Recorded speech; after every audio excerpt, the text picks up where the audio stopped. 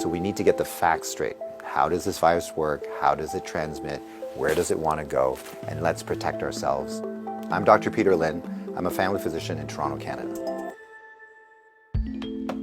The coronavirus is a family of viruses that can cause as mild things as just a common cold, all the way up to SARS or MERS. These are these bad pneumonias that we're talking about. And basically what these viruses are, they look like a tennis ball with all these spikes sticking out of it. And depending on the type of spike, it allows that virus to attach to certain places. So some viruses, they have the spike that attaches to your nose. So basically you just get a common cold. But the SARS virus and this new virus that we're talking about has the spike that allows it to attach to the cells in your lung. And when it attaches there, it puts in information to make photocopies of itself. So it uses our equipment to make more viruses. I'm declaring a public health emergency of international concern over the global outbreak of novel coronavirus. Most of the coronaviruses live in animals. In this particular case, it was from Wuhan. There was a fish market where they were selling live animals. And the thought is that the virus was in a live animal, then it crossed into a human. But then what we found was that people were getting sick in terms of healthcare workers, in terms of family members that were looking after them, which now meant that the virus can pass from human to another human. Just like all viruses, it needs to reach a target, which is your lung. And it has to get there with your help. It has no feet and no wings. So therefore it needs us to move it there. So that's why we keep saying, don't hang around sneezy people because you're gonna breathe it in, and don't touch your face because that's how the virus is gonna get in.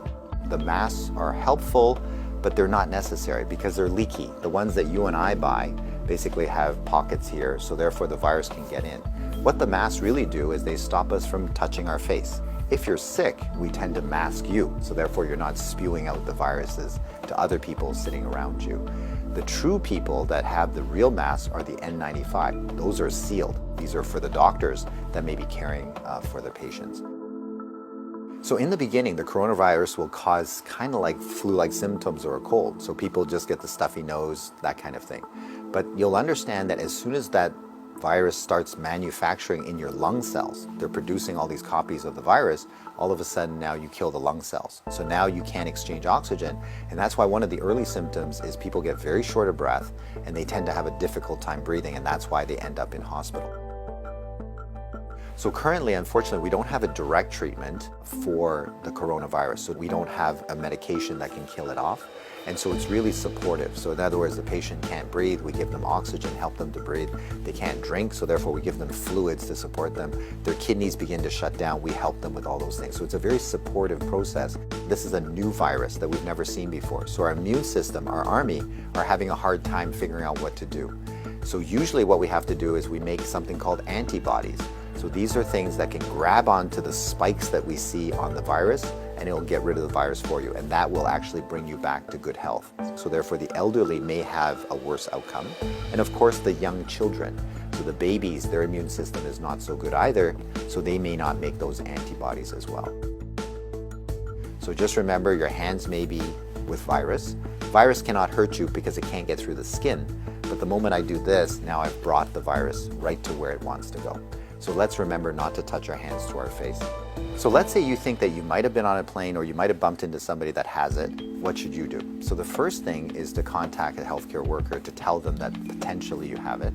If you're feeling symptoms and you're going to go into a facility, call ahead. Okay, so whether you're calling the paramedics or whether you're calling the hospital or your doctor, just mention that you were on a flight. If you don't have any symptoms, then what we do is a little bit of a self-quarantine. In other words, we can just keep you away from other people, and so you don't go into parties, don't go with your friends, don't go into public transportation. So we can contain it very easily by making sure that you do a self-confinement, so to speak, for the, let's say, 7 to 14 days is the longest incubation time. So after that, if you're feeling well, then you don't have anything to worry about.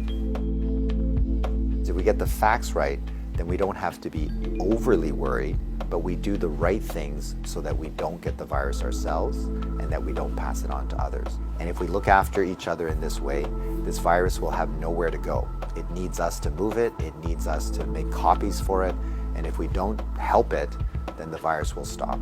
So we have the power to do that right now.